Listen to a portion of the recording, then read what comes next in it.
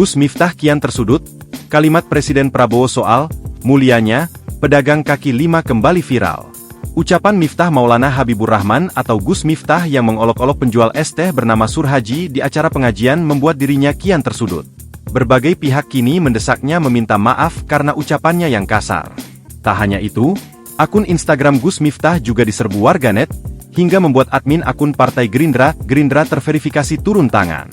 Alasannya, Gus Miftah juga menjabat sebagai utusan khusus Presiden bidang kerukunan beragama dan pembinaan sarana keagamaan. Sembari meminta Gus Miftah meminta maaf, sang admin juga memposting pernyataan Presiden Prabowo perihal pedagang kecil. Saya ingatkan ini, saya sangat hormat sama pedagang kaki lima, sama tukang ojol, sama tukang bakso. Si pedagang kaki lima tiap hari keluar, dia dorong itu keringat fisik mencari makan untuk anak dan istrinya. Itu yang kita hormati. Mereka mulia, mereka jujur, mereka halal. Dilihat dari akun Instagram Partai Gerindra terverifikasi Gerindra, pihaknya memposting akun Rudi Valinka, Kurawa perihal rencana pertemuan ini. Alhamdulillah akan diberikan bantuan permodalan kepada si bapak dan diberikan penguatan moral serta apresiasi agari tetap berusaha menafkahi keluarganya. Sebelumnya, nama Miftah menjadi trending topik teratas di akun X hingga Rabu, 4 Desember 2024 pagi ini.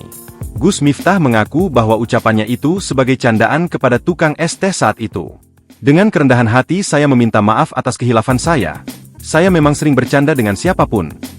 Pemilik nama lengkap Miftah Maulana Habibur Rahman ini mengatakan akan meminta maaf secara langsung pada tukang es tersebut. Maka untuk itu, atas candaan kepada yang bersangkutan, saya akan meminta maaf secara langsung.